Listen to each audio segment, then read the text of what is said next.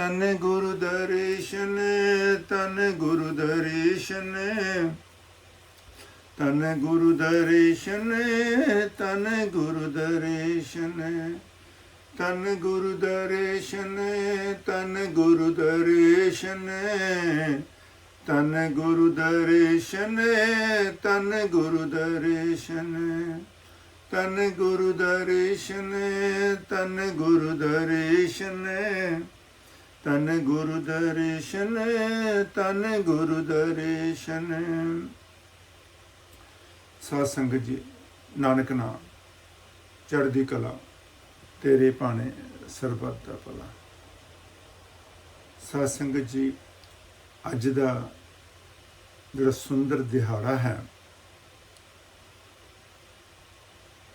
ये संग्राम दा है।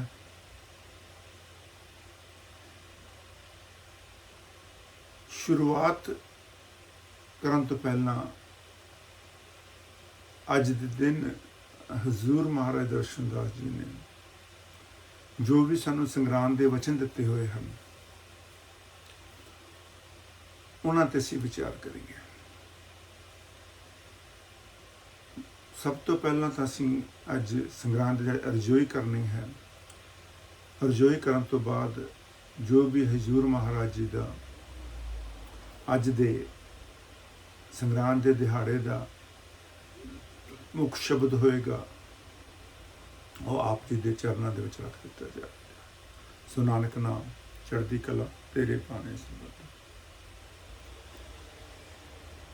धन नानक धन दर्शन नानक नाम चढ़दी कला तेरे भाने सरबत दा भला। नानक नाम चढ़दी कला तेरे भाने सरबत दा भला। नानक नाम चढ़दी कला तेरे भाने सरबत दा भला। नानक नाम चढ़दी कला तेरे भाने सरबत दा भला।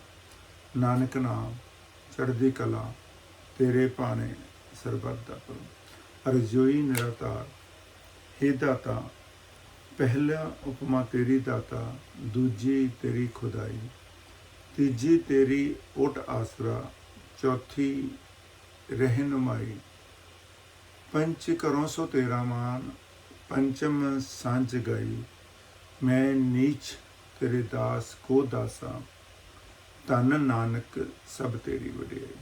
धन दर्शन सब तेरी वडियाई।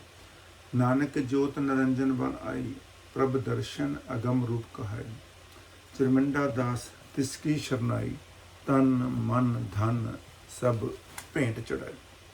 नानक नाम चढ़दी कला तेरे भाने सरबत दा भला।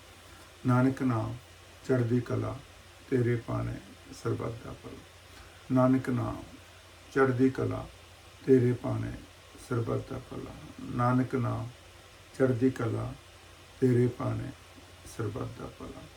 नानक नाम चढ़दी कला तेरे भाने सरबत। बोलो हजूर महाराज दर्शन दास जी की जय। दास धर्म अमर। तो नानक नाम चढ़दी कला तेरे भाने सरबत दा भला। साध संगत जी, नानक नाम चढ़दी कला तेरे भाने सरबत। साध संगत जी, हजूर महाराज दर्शन दास जी ने अपनी जशवंती निराधार धाम पहले दे अंदर उन्होंने आप ही 12 माह की रचना की है और उन्होंने 12 माह के अज के मुख वाक के अंदर सानू ये दर्शा रहे हैं कि कित्थे सौ जदों हाड़ पिया सी साडे जवानी आई। ये 12 माह का मुख वाक है। अज का महीना जिहड़ा है वो हाड़ महीने का है और आप जी ने अज हिंदुस्तान वाली संगतां ने महाराज जी चिरमिंडा दास पासों भी 12 माह के उत्ते संग्राम के दिहाड़े का सत्संग श्रवण किया होगा। अज दे मुख वाक दे विच महाराज जी समझा रहे हैं साडी इस आत्मा की पुकार के बारे समझा रहे हैं। असीं उस रब नूं कह रहे हैं कि हे दाता ਉਦੋਂ ਤੁਸੀਂ ਕਿੱਥੇ ਸੌਂ ਜਦੋਂ ਸਾਡੇ ਉੱਤੇ ਗਰਮੀ ਦੀ ਹਾੜ ਦੀ ਗਰਮੀ ਜਿਹੜੀ ਸੀ ਸਾਡੇ ਉੱਤੇ ਤਪਸ ਰਹੀ ਸੀ, ਜਾਂ ਸਾਡੇ ਉੱਤੇ ਇਸ ਜ਼ੁਲਮ ਜੋ ਹੋ ਰਿਹਾ ਸੀ, ਜਾਂ ਸਾਡੇ ਉੱਪਰ ਇਹ ਕਾਮ, ਕ੍ਰੋਧ, ਲੋਭ, ਮੋਹ, ਹੰਕਾਰ ਸਾਡੇ ਇਸ ਜਾਮੇ ਨੂੰ ਖਾਈ ਹੀ ਜਾ ਰਹੇ ਸਨ। ਸਿੰਕ ਦੀ ਤਰ੍ਹਾਂ ਸਾਨੂੰ ਇਹ ਖਾਈ ਜਾ ਰਹੇ ਸਾਂ। ਜਿਸ ਤਰ੍ਹਾਂ ਕਿ ਲੱਕੜੀ ਨੂੰ ਸਿੰਕ ਲੱਗ ਜਾਂਦੀ ਹੈ ਤੇ ਉਹ ਲੱਕੜੀ ਧੀਰੇ ਧੀਰੇ ਉਹ ਕਮਜ਼ੋਰ ਹੋ ਜਾਂਦੀ ਹੈ। ਐਸੇ ਤਰ੍ਹਾਂ ਹੀ ਇਹ ਜਿਹੜਾ ਪੰਜ ਤੱਤ ਦਾ ਸਾਨੂੰ ਉਸ ਮਾਲਕ ਨੇ ਜ਼ਾਮਾ ਦਿੱਤਾ ਹੈ, ਜਦੋਂ ਇਹਦੇ ਅੰਦਰ ਕਾਮ, ਕ੍ਰੋਧ, ਮੋਹ, ਹੰਕਾਰ ਦੀ ਸੇਂਚ ਲੱਗਣੀ ਸ਼ੁਰੂ ਹੋ ਜਾਂਦੀ ਹੈ ਤੇ ਇਸ ਜਾਮੇ ਦਾ ਵੀ ਪਤਨ ਹੋਣਾ ਸ਼ੁਰੂ ਹੋ ਜਾਂਦਾ ਹੈ। ਜਿਸ ਤਰ੍ਹਾਂ ਕਿ ਮਹਾਰਾਜ ਸਮਝਾਉਂਦੇ ਹਨ ਕਿ ਹਾੜ ਦੇ ਮਹੀਨੇ ਦੇ ਵਿੱਚ ਇੰਨੀ ਕੁ ਧੁੱਪ ਪੈਂਦੀ ਹੈ, ਇੰਨੀ ਕੁ ਗਰਮੀ ਲੱਗਦੀ ਹੈ, ਇੰਨਾ ਕੁ ਇਨਸਾਨੀ ਜੀਵ ਇਸ ਨੂੰ ਮਹਿਸੂਸ ਕਰਦਾ ਹੈ। ਕਹਿੰਦੇ ਕਿ ਉਹਨਾਂ ਜੀਵਾਂ ਨੂੰ ਇਹ ਗਰਮੀ ਜਿਹੜੀ ਹੈ ਮਹਿਸੂਸ ਨਹੀਂ ਹੁੰਦੀ, ਜਿਹੜੇ ਜੀਵ ਆਪਣੀ ਇਸ ਆਤਮਾ ਨੂੰ ਜਾਂ ਇਸ ਮਨ ਨੂੰ ਅੱਜ ਦੇ ਦਿਹਾੜੇ ਤੇ ਆਪਣੇ ਪਤੀ ਪਰਮੇਸ਼ਰ ਦੇ ਨਾਲ ਜੋੜ ਲੈਂਦੇ ਹਨ। ਕਿਉਂਕਿ ਅੱਜ ਦੇ ਦਿਨ ਜਾਂ ਇਸ ਹਾੜ ਦੇ ਮਹੀਨੇ ਦੇ ਵਿੱਚ ਗਰਮੀ ਨੂੰ ਨਾ ਮਹਿਸੂਸ ਕੀਤਾ ਜਾਵੇ। ਇਸ ਜੂਨ ਦੇ ਮਹੀਨੇ ਦੇ ਵਿੱਚ ਹਿੰਦੁਸਤਾਨ ਦੇ ਅੰਦਰ ਜਗ੍ਹਾ ਜਗ੍ਹਾ ਤੇ ਠੰਡੇ ਪਾਣੀ ਦੀਆਂ ਛਬੀਲਾਂ ਵੀ ਲੱਗਦੀਆਂ ਹਨ, ਕਿਉਂਕਿ ਐਸੇ ਹੀ ਮਹੀਨੇ ਦੇ ਅੰਦਰ, ਐਸੇ ਜੂਨ ਦੇ ਮਹੀਨੇ ਦੇ ਅੰਦਰ ਹੀ ਸ਼੍ਰੀ ਗੁਰੂ ਅਰਜਨ ਦੇਵ ਜੀ ਮਹਾਰਾਜ ਜੀ ਨੂੰ ਤੱਤੀਆਂ ਤਵੀਆਂ ਤੇ ਬਿਠਾਇਆ ਗਿਆ ਸੀ। ਔਰ ਇਸ ਹਾੜ ਦੇ ਮਹੀਨੇ ਦੇ ਅੰਦਰ ਹੀ ਭਗਤ ਪ੍ਰਹਲਾਦ ਨੂੰ ਤੱਤੀਆਂ ਥੰਮੀਆਂ ਚੁੰਮਣ ਵਾਸਤੇ ਮਜਬੂਰ ਕੀਤਾ ਗਿਆ ਸੀ। ਕਹਿੰਦੇ ਨੇ ਕਿ ਜਿਨ੍ਹਾਂ ਜੀਵਾਂ ਦੇ ਅੰਦਰ ਉਸ ਹਰੀ ਦਾ, ਉਸ ਪਰਮੇਸ਼ਵਰ ਦਾ ਇਸ ਸਰੀਰ ਦੇ ਅੰਦਰ ਨਾਮ ਦਾ ਵਾਸ ਹੋ ਜਾਂਦਾ ਹੈ, ਉਹ ਆਪਣੇ ਪਤੀ ਪਰਮੇਸ਼ਵਰ ਦੇ ਨਾਲ ਆਪ ਨੂੰ ਮਿਲ ਜਾਂਦੀ ਹੈ। ਉਹਨਾਂ ਨੂੰ ਇਹ ਲੂ ਜਿਹੜੀ ਹੈ, ਇਹ ਤਪਸ ਜਿਹੜੀ ਹੈ, ਉਹਨਾਂ ਸਤਾਉਂਦੀ ਨਹੀਂ। ਜਿਸ ਤਰ੍ਹਾਂ ਕਿ ਸ਼੍ਰੀ ਗੁਰੂ ਅਰਜਨ ਦੇਵ ਜੀ ਮਹਾਰਾਜ ਜੀ ਇਸ ਮਹੀਨੇ ਦੇ ਵਿੱਚ ਜਦੋਂ ਮੁਗਲਾਂ ਨੇ ਜ਼ੁਲਮ ਕੀਤਾ, ਚੰਦੂ ਦੇ ਕਹਿਣ ਤੇ ਮਹਾਰਾਜ ਜੀ ਨੂੰ ਤੱਤੀ ਤਵੀ ਦੇ ਉੱਤੇ ਥੱਲਿਓਂ ਅੱਗ ਬਾਲ ਦਿੱਤੀ ਗਈ ਤੇ ਉੱਪਰੋਂ ਗਰਮ ਰੇਤਾਂ ਪਾ ਦਿੱਤੀਆਂ ਗਈਆਂ, ਔਰ ਗਰਮ ਪਾਣੀ ਦੇ ਵਿੱਚ ਉਹਨਾਂ ਨੂੰ ਉਬਾਲ ਦਿੱਤਾ ਗਿਆ। ਜਿਸ ਤਰ੍ਹਾਂ ਕਿ ਅਸੀਂ ਆਲੂ ਨੂੰ ਗਰਮ ਪਾਣੀ ਦੇ ਵਿੱਚ ਉਬਾਲਦੇ ਹਾਂ, ਇਸ ਤਰ੍ਹਾਂ ਉਹਨਾਂ ਨੂੰ ਅੱਜ ਦੇ ਦਿਹਾੜੇ ਤੇ ਤਪਸ ਦਿੱਤੀ ਗਈ, ਤਸੀਹੇ ਦਿੱਤੇ ਗਏ। ਪਰ ਉਹਨਾਂ ਦੇ ਅੰਦਰ ਉਸ ਹਰੀ ਦਾ ਨਾਮ ਵਸਿਆ ਹੋਇਆ ਸੀ, ਉਸ ਹਰੀ ਦੇ ਨਾਮ ਨਾਲ ਜੁੜੇ ਹੋਏ ਸਨ। ਤੇ ਉਹਨਾਂ ਨੇ ਵੀ ਇਹ ਕਹਿ ਦਿੱਤਾ ਕਿ ਤੇਰਾ ਭਾਣਾ ਮਿੱਠਾ ਲੱਗੇ। ਨਾਲ ਹੀ ਉਹਨਾਂ ਨੇ ਇਹ ਕਹਿ ਦਿੱਤਾ, ਹਰ ਨਾਮ ਪਦਾਰਥ ਨਾਨਕ ਮੰਗੇ, ਕਿ ਜਿਹੜੇ ਜੀਵਾਂ ਦੇ ਅੰਦਰ ਉਸ ਹਰੀ ਦਾ ਨਾਮ ਜਿਹੜਾ ਹੈ, ਉਸ ਪਰਮੇਸ਼ਵਰ ਦਾ, ਉਸ ਅਕਾਲ ਪੁਰਖ ਦਾ ਇਸ ਨਾਮ ਦੇ ਨਾਲ ਜੁੜ ਜਾਂਦੇ ਹਨ, ਉਹਨਾਂ ਨੂੰ ਇਹ ਤੱਤੀਆਂ ਤਵੀਆਂ ਤਪਸ ਦਾ ਕੋਈ ਵੀ ਅਸਰ ਨਹੀਂ ਹੁੰਦਾ।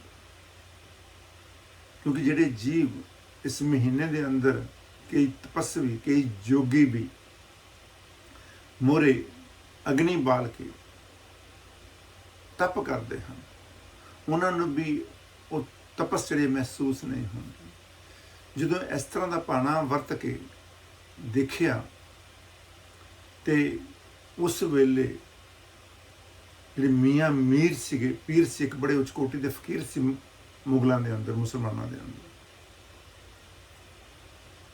ਤੇ ਉਹਨਾਂ ਨੇ ਆ ਕੇ ਅਰਜ਼ ਕੀਤੀ ਮਹਾਰਾਜ ਜੀ ਅੱਗੇ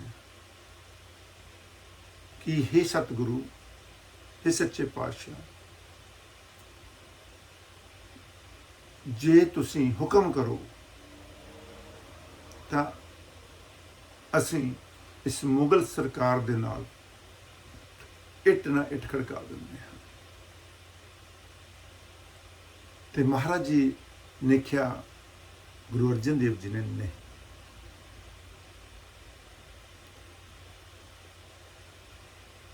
ਕਿ ਕਿਸ ਦੀ ਕਿਰਪਾ ਦੇ ਨਾਲ ਤੁਸੀਂ ਇਹ ਕਰਮ ਕਰਨਾ ਹੈ। ਉਹ ਕਹਿਣ ਲੱਗੇ, ਮਹਾਰਾਜ ਪ੍ਰਭੂ ਆਪ ਜੀ ਦੀ ਕਿਰਪਾ ਦੇ ਨਾਲ। ਕਹਿੰਦੇ ਹਨ ਕਿ ਜੇ ਮੇਰੀ ਹੀ ਕਿਰਪਾ ਨਾਲ ਕਰਨਾ ਹੈ ਤੇ ਫਿਰ ਮੈਂ ਖੁਦ ਨਹੀਂ ਕਰ ਸਕਦਾ।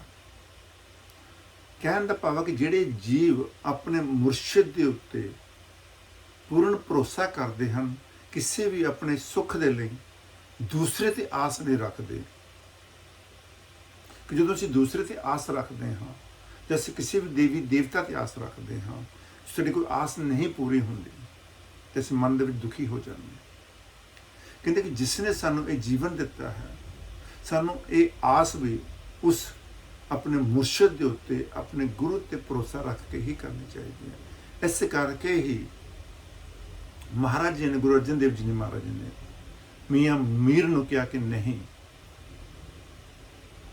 ਕਿ ਮੇਰਾ ਮਾਲਕ, ਮੈਂ ਉਸ ਦੇ ਭਾਣੇ ਦੇ ਵਿੱਚ ਹਾਂ। ਕਹਿੰਦੇ ਦੂਸਰੇ ਦੀ, ਸਾਨੂੰ ਕਿਸੇ ਦੇ ਵੀ ਕੋਲੋਂ ਕੋਈ ਮੰਗ ਨਹੀਂ ਕਰਨੀ ਚਾਹੀਦੀ। ਕਹਿੰਦੇ ਜੇ ਸਾਨੂੰ ਮੰਗਣਾ ਹੀ ਨਾ ਹੈ, ਜੇ ਪਾਣਾ ਹੀ ਹੈ ਕੁਝ, ਤਾਂ ਸਾਨੂੰ ਆਪਣੇ ਦਾਤੇ ਕੋਲੋਂ ਹੀ ਮੰਗਣਾ ਚਾਹੀਦਾ। ਕਹਿੰਦੇ ਜੋ ਮੰਗੇ ਠਾਕੁਰ ਆਪਣੇ ਸੇ, ਸੋਈ ਸੋਈ ਦੇਵੇ। ਜਦੋਂ ਅਸੀਂ ਕੋਈ ਵੀ ਆਪਣੀ ਬੇਨਤੀ, ਆਪਣੀ ਅਰਦਾਸ, ਸਾਨੂੰ ਕਿਸੇ ਦੀ ਜ਼ਰੂਰਤ ਹੈ ਸੰਸਾਰ ਦੇ ਅੰਦਰ, ਜਾਂ ਉਸ ਪਰਮਾਤਮਾ ਦੇ ਘਰ ਦੀ ਕਿਸੇ ਚੀਜ਼ ਦੀ ਜ਼ਰੂਰਤ ਹੈ, ਤਾਂ ਸਾਨੂੰ ਆਪਣੇ ਮੁਰਸ਼ਿਦ ਅੱਗੇ ਹੀ ਜਾਂ ਅਕਾਲ ਪੁਰਖ ਅੱਗੇ ਹੀ ਸਾਨੂੰ ਬੇਨਤੀ ਕਰਨੀ ਚਾਹੀਦੀ ਹੈ। ਕਿਉਂਕਿ ਇਹ ਗਰਮੀ ਦਾ ਮਹੀਨਾ ਹੈ, ਸਾਡੀ ਜਿਹੜੀ ਅੰਦਰਲੇ ਵਿਸ਼ੇ ਵਿਕਾਰਾਂ ਦੇ ਤਪਸ਼ ਲੱਗੀ ਹੋਈ ਹੈ, ਉਹ ਤਦ ਹੀ ਹਟ ਸਕਦੀ ਹੈ ਜਦੋਂ ਅਸੀਂ ਆਪਣੇ ਆਪ ਨੂੰ ਉਸ ਅੰਮ੍ਰਿਤ ਰੂਪੀ ਸ਼ਬਦ ਨਾਲ ਜੋੜਾਂਗੇ। ਕਿਉਂਕਿ ਇਹ ਜੀ ਕਰਮ ਹਨ, ਇਹ ਸਭ ਸਾਡੇ ਧੁਰ ਦੇ ਲਿਖੇ ਹੋਏ ਹਨ, ਸਾਡੇ ਆਪਣੇ ਨਹੀਂ ਹਨ। ਅਸੀਂ ਕਿਸੇ ਨੂੰ ਦੋਸ਼ ਨਹੀਂ ਦੇ ਸਕਦੇ, ਪਰ ਅਸੀਂ ਕੀ ਕਰਦੇ ਹਾਂ, ਅਸੀਂ ਦੂਜਿਆਂ ਨੂੰ ਹੀ ਦੋਸ਼ ਦਿੰਦੇ ਰਹਿੰਦੇ ਹਾਂ। ਜਿਸ ਤਰ੍ਹਾਂ ਕਿ ਆਕਾਸ਼ ਦੇ ਵਿੱਚ ਸੂਰਜ ਤਪ ਰਿਹਾ ਹੈ, ਉਸ ਦੇ ਨਾਲ ਧਰਤੀ ਦਾ ਪਾਣੀ ਵੀ ਸੁੱਕ ਰਿਹਾ ਹੈ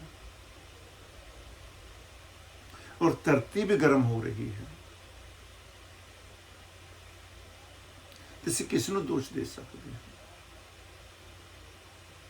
ਜੇ ਅਸੀਂ ਆਪਣੇ ਇਸ ਮਨ ਦੇ ਰਾਹੀਂ, ਇਸ ਚੇਤਨਾ ਦੇ ਰਾਹੀਂ ਆਪਣੇ ਬੁੱਧੀ ਨੂੰ ਨਾ ਵਰਤਦੇ ਹੋ, ਇਸ ਮਨ ਨੂੰ ਗੁਰੂ ਸ਼ਬਦ ਦੇ ਨਾਲ ਜੋੜ ਲਵਾਂਗੇ,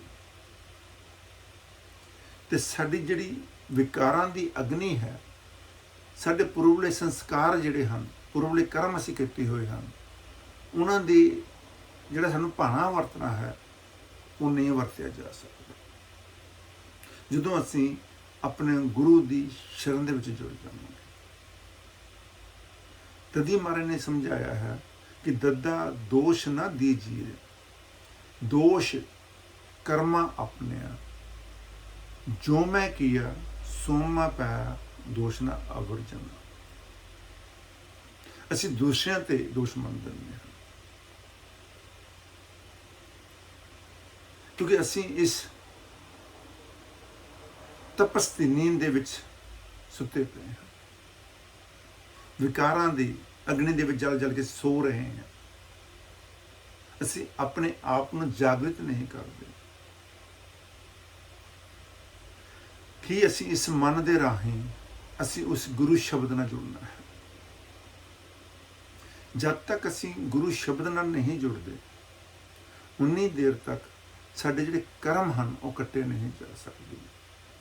ਪਰ ਇਹ ਤਦ ਹੀ ਹੋ ਸਕਦਾ ਹੈ ਜਦੋਂ ਅਸੀਂ ਇਸ ਮੋਹ ਮਾਇਆ ਦੇ ਪਿਆਰ ਨੂੰ ਛੱਡ ਕੇ ਗੁਰਮੁਖ ਬਣ ਕੇ ਉਸ ਸ਼ਬਦ ਦੇ ਗਿਆਨ ਤੇ ਵਿਚਾਰ ਕਰਾਂਗੇ, ਜੇ ਅਸੀਂ ਨਾਮ ਤੇ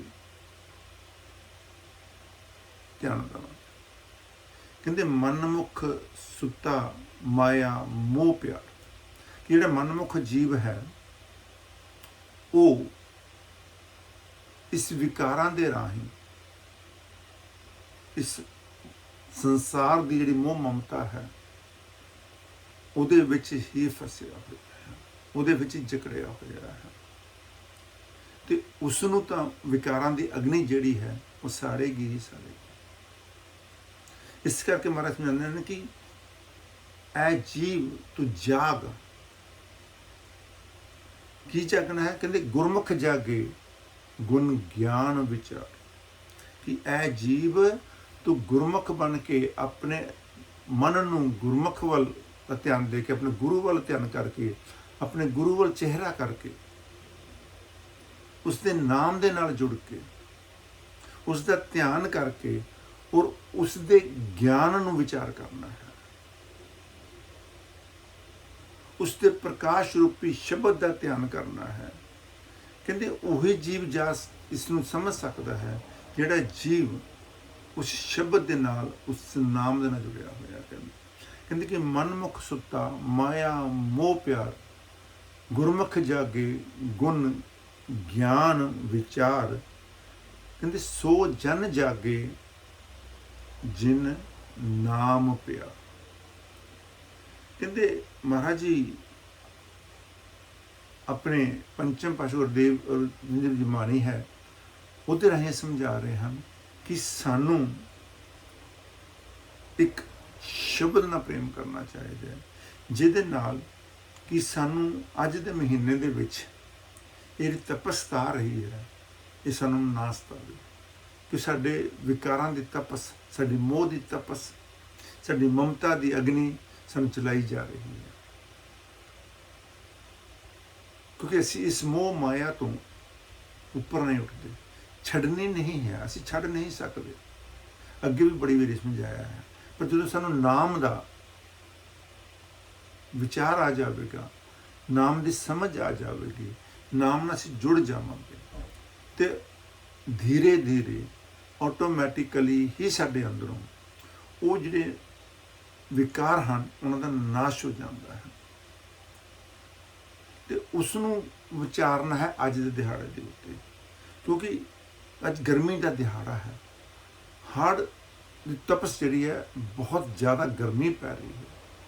ਜਿਸ ਤਰ੍ਹਾਂ ਕਿ ਅਸੀਂ ਆਪਣੇ ਅੰਦਰ ਦੀ ਪਿਆਸ ਬੁਝਾਉਣ ਵਾਸਤੇ ਜਾਂ ਬਾਹਰਲੀ ਗਰਮੀ ਨੂੰ ਬੁਝਾਉਣ ਵਾਸਤੇ ਬਾਹਰ ਠੰਡਾ ਜਲ ਪੀ ਰਹੇ ਹਾਂ, ਜਾਂ ਜਿਹਦੇ ਨਾਲ ਸਾਡੇ ਅੰਦਰਲੀ ਪਿਆਸ ਬੁਝ ਜਾਵੇ ਉਹ ਜਲ ਪੀ ਰਹੇ ਹਾਂ। ਕਹਿੰਦੇ ਕਿ ਜੇ ਅਸੀਂ ਅੰਦਰ ਦੀ ਤਪਸ ਨੂੰ ਖਤਮ ਕਰਨ ਵਾਸਤੇ ਉਸ ਹਰੀ ਰੂਪੀ ਅੰਮ੍ਰਿਤ ਦੇ ਨਾਮ ਦੀ ਤਲਾਸ਼ ਕਰਕੇ ਉਹਨੂੰ ਪੀਵਣ ਦੀ ਕੋਸ਼ਿਸ਼ ਕਰਾਂਗੇ, ਉਸ ਅੰਮ੍ਰਿਤ ਰੂਪੀ ਸ਼ਬਦ ਦਾ ਸਵਾਦ ਧਾਰਨ ਕਰਾਂਗੇ, ਤਾਂ ਸਾਡੇ ਅੰਦਰੋਂ ਇਹ ਜਿਹੜੀ ਵਿਕਾਰਾਂ ਦੀ ਗਰਮੀ ਲੱਗੀ ਹੋਈ ਹੈ ਉਹ ਖਤਮ ਹੋ ਜਾਵੇਗੀ। ਇਸ ਕਰਕੇ ਹੀ ਕਿਹਾ ਜਾਂਦਾ ਕਿ ਗੁਰੂ ਕਾ ਸ਼ਬਦ ਮਹਾਰਸ ਮਿੱਠਾ, ਬਿਨ ਚਾਖੇ ਸਾਧ ਨਾ ਜਾਤਾ।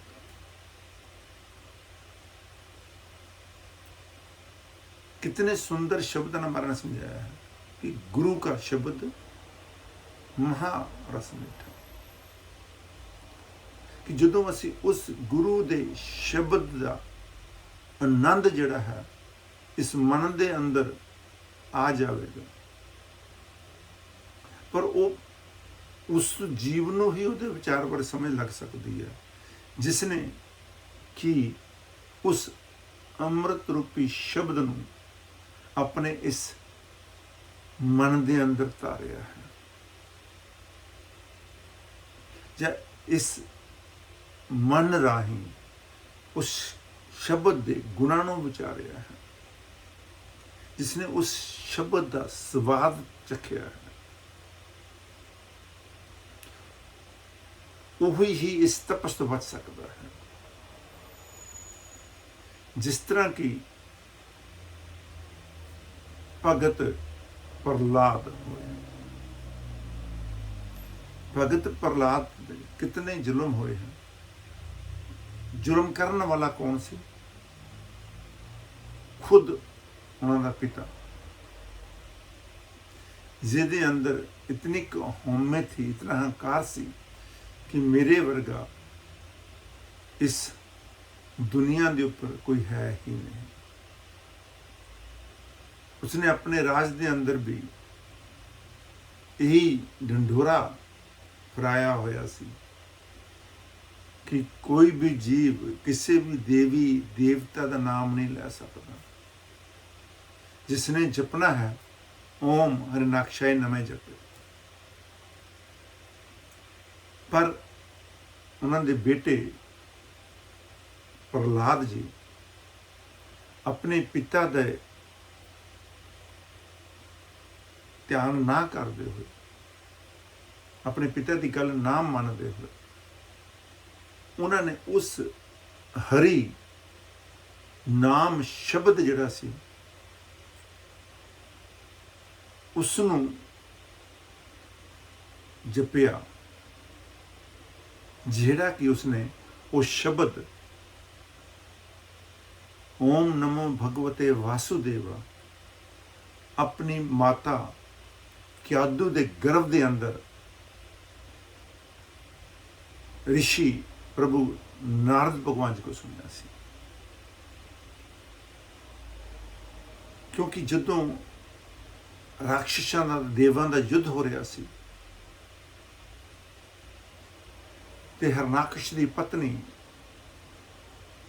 भगत प्रहलाद की माता क्यादू गर्भवती सी, ते प्रभु नारायण उत्थों गुजर रहे सन। जदों उन्होंने देखा कि माता क्यादू गर्भवती है, तो उन्होंने उस माता नूं अपने आश्रम च लै गए, ते उन्होंने उस हरि नाम दे नाल जोड़ दिता। ते भगत प्रहलाद ने वो हरि नाम अपनी माता दे गर्भ दे अंदरों ही जपना शुरू करता सी, कि उन्होंने बचपन तो ही ये शिक्षा दी गई सी, उस हरि नारायण तो वड्डा इस दुनिया के अंदर कोई नहीं है। वही साडे सारे जीवन का राखणहार है, वही साडी सारी रक्षा करने वाला है। होर इस दुनिया दे विच कोई भी साडी रक्षा नहीं कर सकता। पर जब तक असी उस शब्द नाल नहीं जुड़ते, क्योंकि उस शब्द नाल जुड़ांगे तद ही जाके सानू वो शब्द जिहड़े है साडी रक्षा करता है। इस करके गुरबाणी च भी कहा जाता है कि जो गुरु को जन पूजे सो जन हर प्रभु भावे, हर की सेवा सतगुर पूजो कर कृपा आप करावे। क्योंकि भगत प्रहलाद जी ने बचपन तो ही अपना इष्ट उस नारायण नूं मन लिया सी। ते बाणी दे राही ਵੇਖ ਕਹਿੰਦੇ ਜਿਹੜੇ जीव अपने गुरु की पूजा करते हैं ਜਾਂ अपने गुरु की सेवा ਦੇ ਵਿੱਚ तत्परत ਰਹਿੰਦੇ ਹਨ, ਜਾਂ अपने गुरु के हुक्म के अंदर रहते हैं, वही आत्मावां वही जीव उस हरि नूं, उस अकाल पुरख नूं, उस नारायण नूं पाते हैं। इस करके ही महाराज ने समझाया, जो जन गुरु को पूजे सो जन हर प्रभ पावे। नाल ही इसने देखा हर की सेवा सतगुर पूजो। कहते जे असी उस नारायण ਜਾਂ ਅਕਾਲ ਪੁਰਖ ਨੂੰ ਪਾਣਾ ਚਾਹੁੰਦੇ ਹਾਂ ਤੇ ਸਾਨੂੰ ਪਾਵਨ ਦਾ ਤਰੀਕਾ ਇੱਕੋ ਹੀ ਹੈ, ਉਹ ਆਪਣੇ ਮੁਰਸ਼ਿਦ ਦੀ ਸੇਵਾ ਦੇ ਵਿੱਚ ਲੱਗਣਾ, ਆਪਣੇ ਮੁਰਸ਼ਿਦ ਦੇ ਨਾਮ ਦੇ ਨਾਲ ਜੁੜਨਾ। ਜੇ ਅਸੀਂ ਇਤਿਹਾਸ ਨੂੰ ਖੋਲ ਕੇ ਦੇਖੀਏ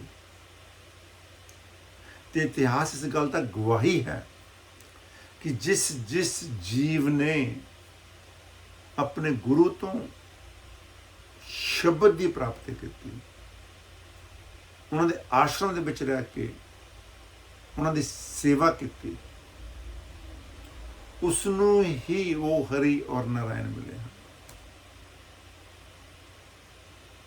क्योंकि हरि का दूसरा रूप ही गुरु है, क्योंकि वो शब्द ही गुरु को मिलता है, वो इसके अंदर समाया रहता है। कहते शब्द गुरु दाता जित मन राता हरसों रहा समाए।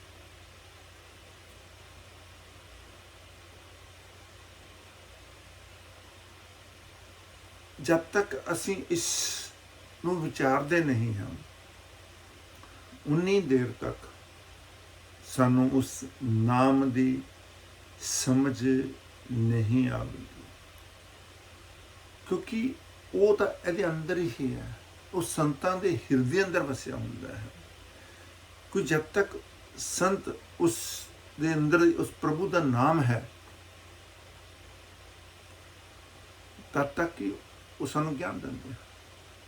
महाराज दे अंदर ही उस प्रभु का वास से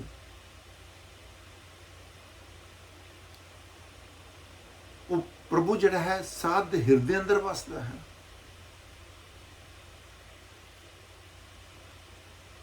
इस करके ही गुरु नूं उस ईश्वर का दर्जा दिता गया है। तो गुरु सिर्फ और सिर्फ सानू उस नाम नाल जोड़दा है, क्योंकि जब तक असीं शब्द की पहचान नहीं करते तो असीं उस हरि रूपी शब्द के नाल, नाम रूपी शब्द के नाल जुड़ नहीं सकते। कहते गुरमुख शब्द पछानिए हर अमृत नाम समझ। कि जिहड़े जीव उस शब्द की पहचान कर लेंदे हैं,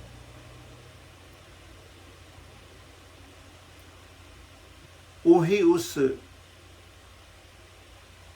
हरि रूपी शब्द जिहड़ा है, अमृत रूपी शब्द है, उहदे विच समा सकते हैं।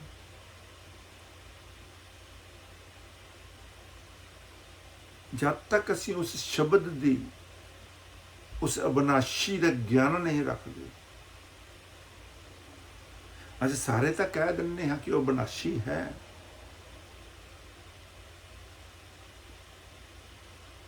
क्या असी उस अविनाशी नूं जानते हैं?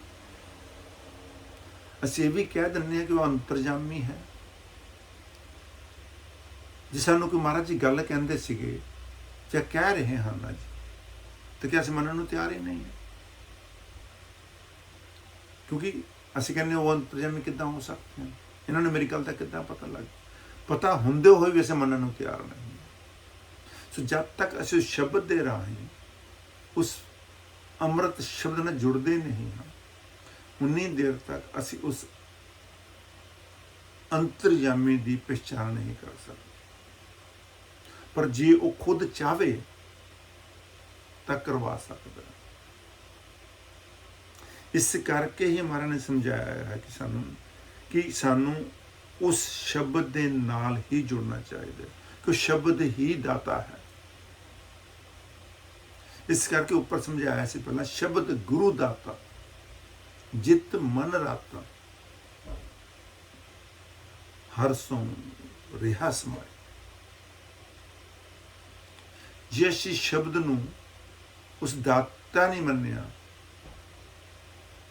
ਇਸ ਮਨ ਦੇ ਅੰਦਰ ਉਸ ਨੂੰ ਠਹਿਰਾਇਆ ਨਹੀਂ ਹੈ, ਤੇ ਸਾਨੂੰ ਕਿਸ ਤਰ੍ਹਾਂ ਪਤਾ ਚੱਲੇਗਾ? ਕਹਿੰਦੇ ਜਿਨ੍ਹਾਂ ਨੇ ਉਸ ਨਾਮ ਦੀ ਪਰਖ ਕੀਤੀ ਹੈ, ਜਾਂ ਜਿਨ੍ਹਾਂ ਨੇ ਉਸ ਨਾਮ ਦੇ ਨਾਲ ਆਪਣੀ ਆਤਮਾ ਨੂੰ, ਆਪਣੀ ਚੇਤਨਾ ਦੇ ਅੰਦਰ ਵਾਸ ਕੀਤਾ ਹੈ, ਸੋ ਉਹਨਾਂ ਨੂੰ ਹੀ, ਉਹਨਾਂ ਦੇ ਅੰਦਰ ਹੀ ਉਸ ਹਰੀ ਦਾ ਵਾਸ ਹੋਇਆ ਹੈ। ਕਹਿੰਦੇ ਹਰ ਸੋ ਰਿਹਾ ਸਮਾਂ। ਜੇ ਅਸੀਂ ਜੀਵਨ ਮਰਨ ਤੋਂ ਹੀ ਡਰੀ ਜਾਣਾ ਹੈ, ਫਿਰ ਤਾਂ ਅਸੀਂ ਉਸ ਨੂੰ ਦਾਤੇ ਨਾਲ ਨਹੀਂ ਜੁੜ ਸਕਦੇ, ਕਿਉਂਕਿ ਇਸ ਅੱਜ ਦੇ ਦਿਹਾੜੇ ਤੇ ਹੀ ਗੁਰੂ ਅਰਜਨ ਦੇਵ ਮਹਾਰਾਜ ਨੇ ਇਹ ਤਸੀਹੇ ਸੇ ਤੇ ਭਗਤ ਪ੍ਰਹਲਾਦ ਨੂੰ, ਜਦੋਂ ਭਗਤ ਪ੍ਰਹਲਾਦ ਤੇ ਉੱਤੇ ਜ਼ੁਲਮ ਹੋਏ, ਉਹਨਾਂ ਨੂੰ ਅੱਜ ਦੇ ਮਹੀਨੇ ਦੇ ਅੰਦਰ ਉਸ ਥੰਮਿਆਂ ਨਾਲ, ਗਰਮ ਥੰਮੀਆਂ ਜਿੱਥੇ ਸਨ, ਅੱਗ ਵਰਗੀਆਂ ਤਪ ਰਹੀਆਂ ਸਨ, ਉਹਦੇ ਨਾਲ ਉਹਨਾਂ ਦੇ ਪਿਤਾ ਨੇ, ਉਸ ਜ਼ਾਲਮਾਂ ਨੇ ਕਿਹਾ ਕਿ ਇਸ ਥੰਮ ਨੂੰ ਤੂੰ ਪਕੜ, ਕਿ ਉਸ ਦੇ ਅੰਦਰ ਉਸ ਹਰੀ ਦਾ ਨਾਮ ਵਸਿਆ ਹੋਇਆ ਸੀ, ਤੇ ਉਹਨਾਂ ਨੂੰ ਉਹ ਗਰਮੀ, ਉਹ ਤਪਸ ਨੇ ਕੁਛ ਵਿਗਾੜਿਆ ਨਹੀਂ। ਜਦੋਂ ਉਹਨਾਂ ਨੇ ਭਰੋਸਾ ਉਸ ਹਰੀ ਦਾ ਨਾਮ ਲੈ ਕੇ, ਓਮ ਨਮੋ ਭਗਵਤੇ ਵਾਸੁਦੇਵ ਦਾ ਧਿਆਨ ਕਰਕੇ ਉਸ ਥੰਮਨ ਨੂੰ ਪਕੜਿਆ, ਤੇ ਚ ਨਾਰਾਇਣ ਪ੍ਰਗਟ ਹੋ ਗਏ।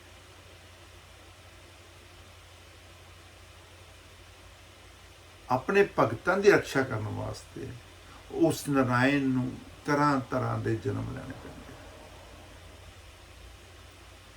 ਉਹਨਾਂ ਨੇ ਕਿਹੜਾ ਰੂਪ ਬਣਾ ਲਿਆ ਆਪਣੇ ਭਗਤ ਦੀ ਰੱਖਿਆ ਕਰਨ ਵਾਸਤੇ, ਕਿਉਂਕਿ ਉਹਨਾਂ ਨੇ, ਬ੍ਰਹਮਾ ਨੇ ਉਸਦੇ ਪਿਤਾ ਨੂੰ ਤਾਂ ਵਰ ਦਿੱਤੇ ਸੀ, ਪਿਤਾ ਦੇ ਵਰ ਨੂੰ ਵੀ ਪੂਰਾ ਕਰਨਾ ਸੀ, ਭਗਤੀ ਕੀਤੀ ਸੀਗੀ ਤਾਂ ਹੀ ਉਸਨੂੰ ਵਰ ਮਿਲੇ।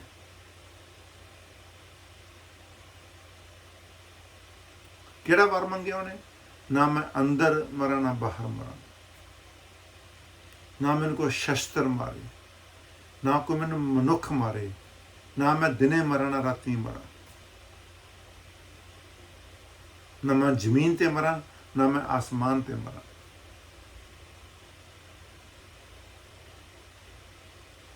ਪ੍ਰਭੂ ਕੋਲੋਂ ਹੀ ਵਰ ਲੈ ਕੇ ਤੇ ਪ੍ਰਭੂ ਨੂੰ ਹੀ ਆਪਣੇ ਵਰ ਨੂੰ ਸੱਚਾ ਕਰਨ ਵਾਸਤੇ ਤੇ ਨਰ ਸਿੰਘ ਰੂਪ ਦਾ ਅਵਤਾਰ ਕਰਨਾ ਪਏਗਾ, ਆਪਣੇ ਭਗਤ ਦੀ ਰੱਖਿਆ ਕਰਨ ਵਾਸਤੇ।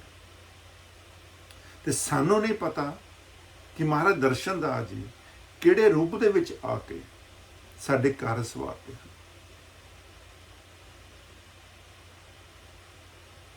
ਕਿਸੇ ਨੂੰ ਨਹੀਂ ਪਤਾ, ਪਰ ਸਾਡੇ ਕਾਰਜ ਸਵਾਰਦੇ ਜ਼ਰੂਰ ਹਨ।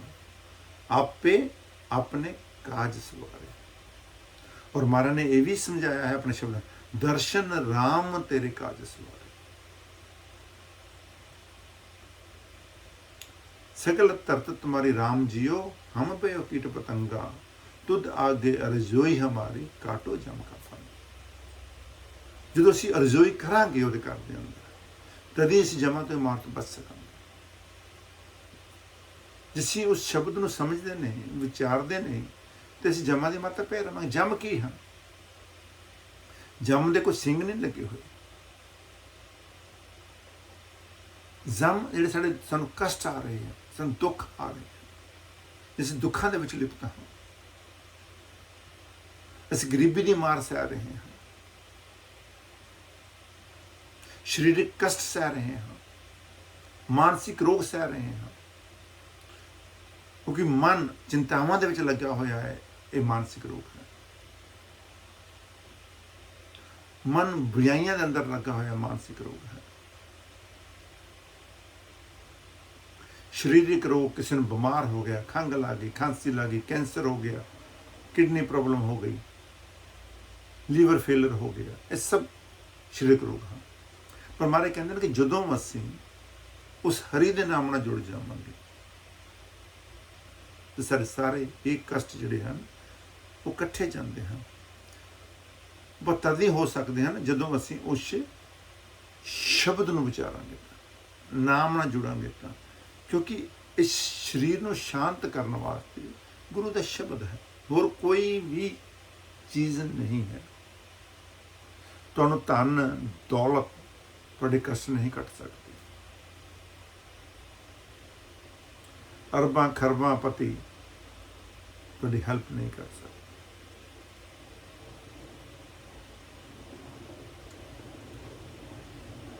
ਜੇ ਵਿਚਾਰ ਕਰੋ ਕਿੰਨੇ ਕਿੰਨੇ ਰਾਜੇ ਮਹਾਰਾਜੇ ਜਿਹਨਾਂ ਕੋਲ ਦੁਨੀਆ ਥਰ ਥਰ ਕੰਬਦੀ ਸੀ, ਉਹ ਵੀ ਨਹੀਂ ਰਹੇ ਹਨ, ਦੱਸ ਕੀ ਰਹਿਣਾ।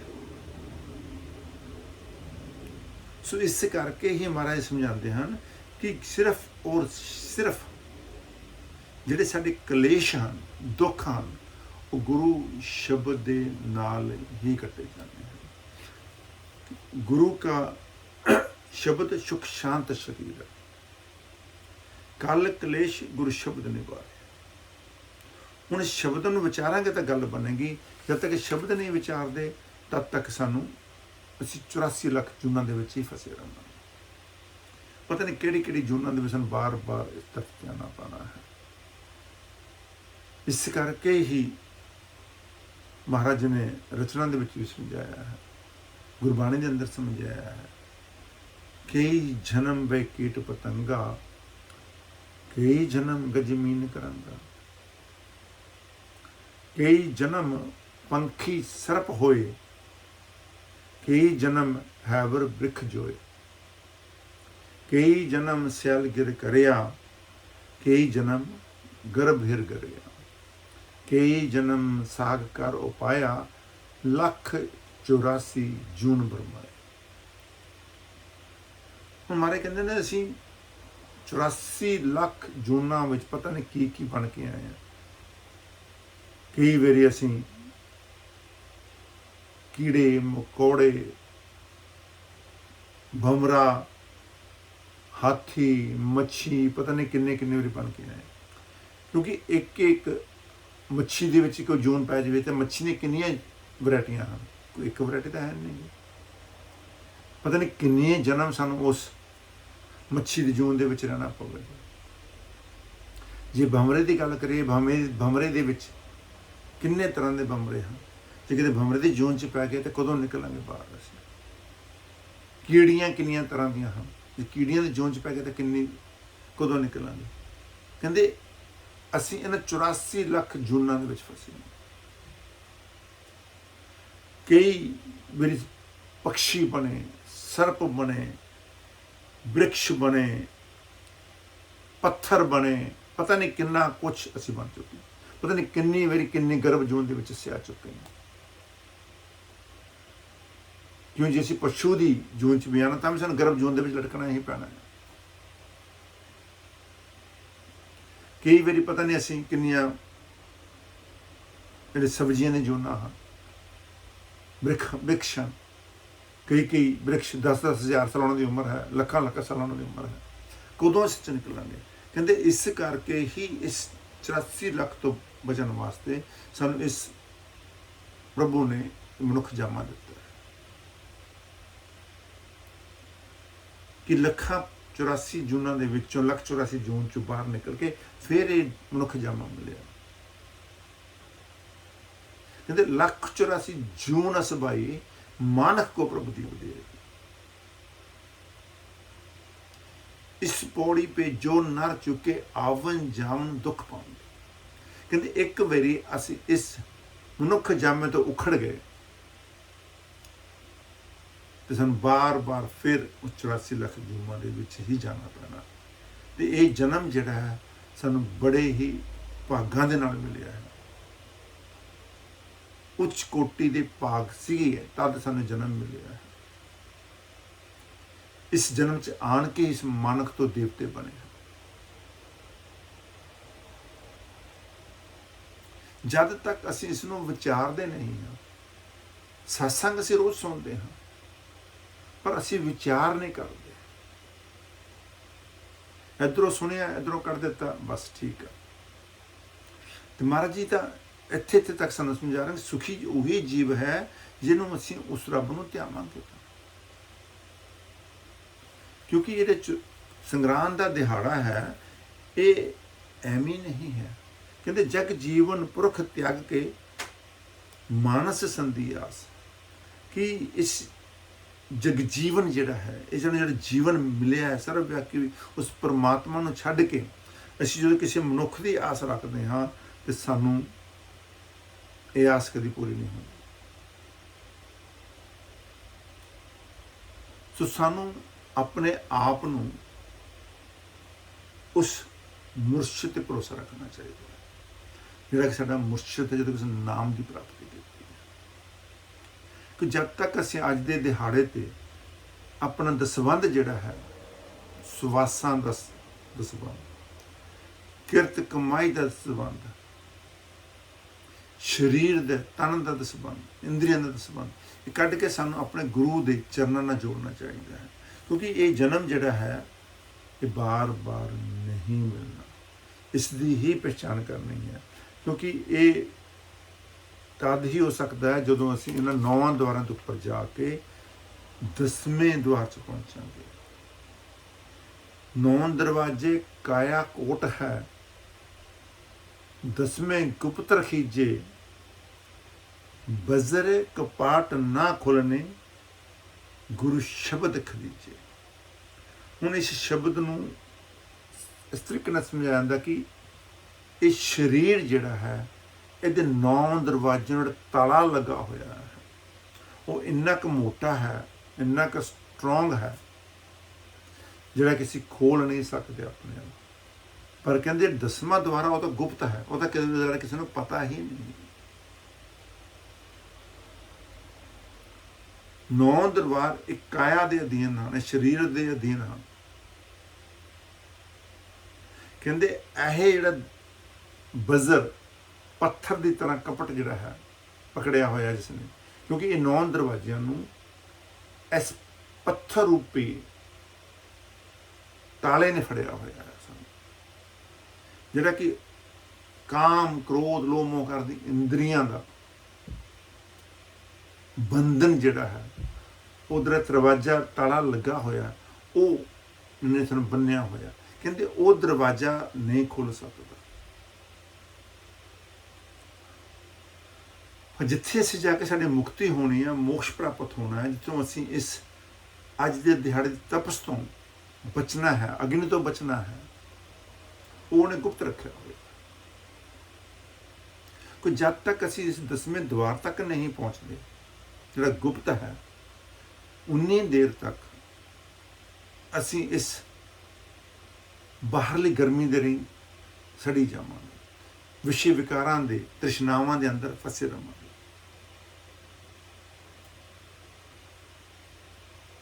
ਕਿਉਂਕਿ ਇਹ ਸਾਡੇ ਆਸ਼ਾਵਾਂ ਹਨ, ਇੱਛਾਵਾਂ ਹਨ, ਡਿਜ਼ਾਇਰਸ ਹਨ, ਵਿਸ਼ੇਸ ਹਨ, ਉਹ ਕਦੀ ਵੀ ਫੁੱਲਫਿਲ ਨਹੀਂ ਹੋ ਸਕਦੀ। It's never B fulfil.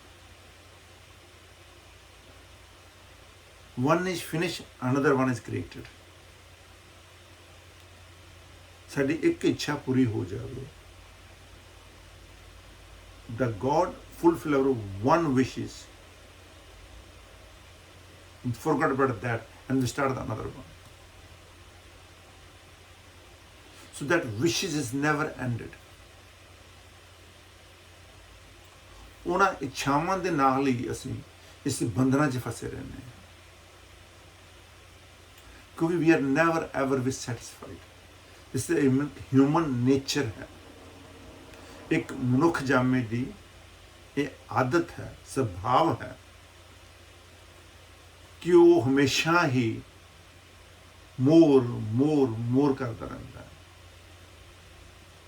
ਕਹਿੰਦੇ ਮਨ ਮੰਗੇ ਮੋਰ, ਮਨ ਹਮੇਸ਼ਾ ਹੀ ਹੋਰ ਚੀਜ਼ਾਂ ਮੰਗਦਾ ਰਹਿੰਦਾ ਹੈ, ਉਹ ਕਦੀ ਵੀ ਤ੍ਰਿਸ਼ਨਾਵਾਂ ਖਤਮ ਨਹੀਂ ਹੁੰਦੀ।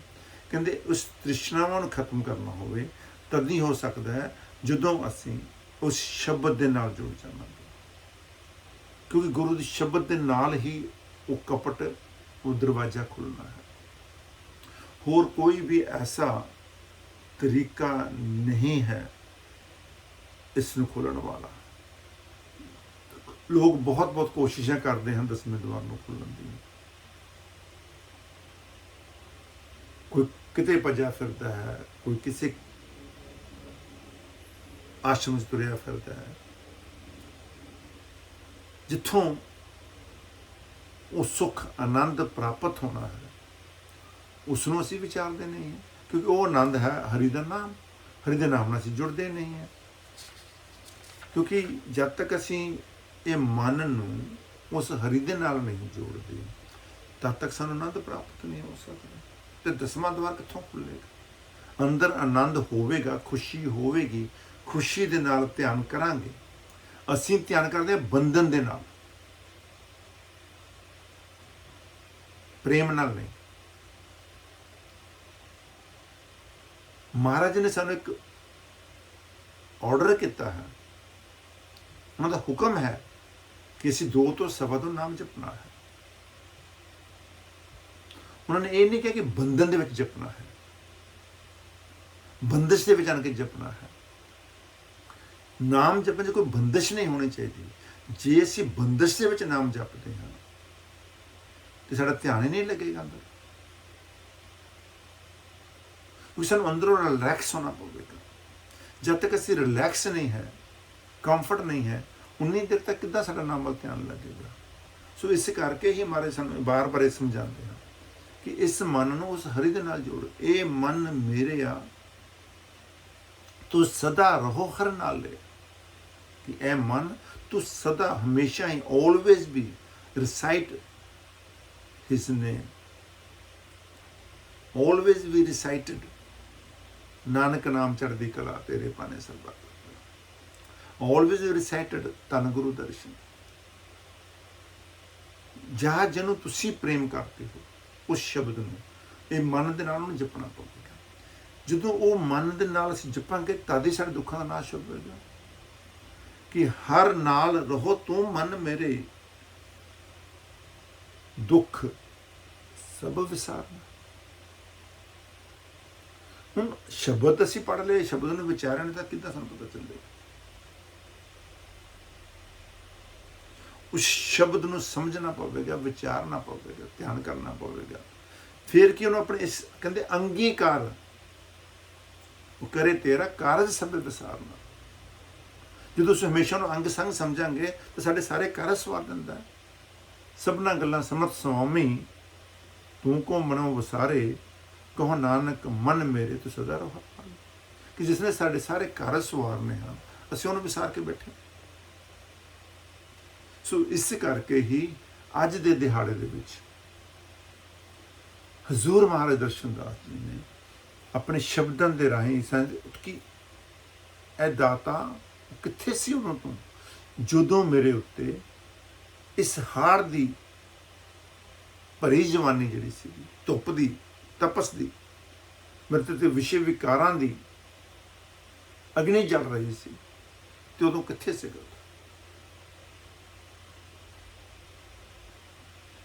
ਤੇ ਇਸੇ ਕਰਕੇ ਹੀ ਹਾੜ ਦੇ ਮਹੀਨੇ ਦੇ ਵਿੱਚ ਕਿਹਾ ਹੈ ਕਿ ਸਾਨੂੰ ਹਾੜ ਦੇ ਮਹੀਨੇ ਤਪਸ ਕਦੀ ਨਹੀਂ ਸਤਾ ਸਕਦੀ, ਇੰਨੀ ਗਰਮੀ ਤਦ ਹੀ ਨਹੀਂ ਸਾਡੇ ਉੱਤੇ ਲੱਗ ਸਕਦੀ ਜਦੋਂ ਅਸੀਂ ਆਪਣੇ ਮਨ ਨੂੰ ਉਸ ਹਰੀ ਦੇ ਨਾਲ ਜੋੜ ਲਵਾਂਗੇ, ਉਸ ਸ਼ਬਦ ਦੇ ਨਾਲ ਜੋੜ ਲਵਾਂਗੇ। ਜਦ ਤੱਕ ਸਾਡਾ ਮਨ ਜਿਹੜਾ ਹੈ ਉਸ ਸ਼ਬਦ ਨਾਲ ਨਹੀਂ ਜੁੜਦਾ ਉਨੀ ਦੇਰ ਸਾਨੂੰ ਬਾਹਰਲੀ ਤਪਸ ਜਿਹੜੀ ਹੈ ਉਹ ਤੰਗ ਕਰਦੀ ਰਹੇ, ਉਸ ਤੰਦੀ ਰਹੇ ਕਿ ਉਹ ਬਾਹਰ ਦੀ ਹੈ। ਭਗਤ ਕਬੀਰ ਨੂੰ ਵੀ ਬਲ ਦੀ ਚਿਤਾ ਦੇ ਅੰਦਰ ਸੁੱਟ ਦਿੱਤਾ ਗਿਆ ਸੀ।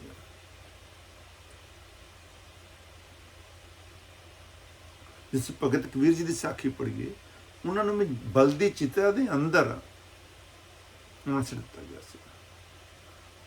ਪਰ ਜਦੋਂ ਚਿੱਤ ਠੰਡੀ ਹੋਈ ਤੇ ਉਹ ਰਾਮ ਰਾਮ ਕਰਦੇ ਉੱਠਣ ਖੜਾਏ। ਕਿਹੜੀ ਸ਼ਕਤੀ ਸੀ? ਸ਼ਬਦ ਹੀ ਸੀ ਰਾਮ ਦਾ, ਕਿ ਰਾਮ ਨੇ ਹੀ ਸਾਡੇ ਸਾਰੇ ਕਾਰਜ ਸਵਾਰਨੇ ਹਨ। ਇਸ ਕਰਕੇ ਮਨ ਦਰਸ਼ਨ ਰਾਮ ਕਰੇਗਾ, ਕਿ ਦਰਸ਼ਨ ਹੀ ਰਾਮ ਸੀ। ਜੇ ਅਸੀਂ ਵਿਚਾਰਾਂਗੇ ਤਾਂ, ਜੇ ਅਸੀਂ ਨਹੀਂ ਸਮਝਾਂਗੇ ਤਾਂ ਜਿੱਥੇ ਮਰਜੀ ਭੱਜੀ ਜਾਓ, ਭਟਕੀ ਜਾਓ, ਕੀ ਕਰੇ, ਕੁਛ ਨਹੀਂ ਕਰ ਸਕਦੇ।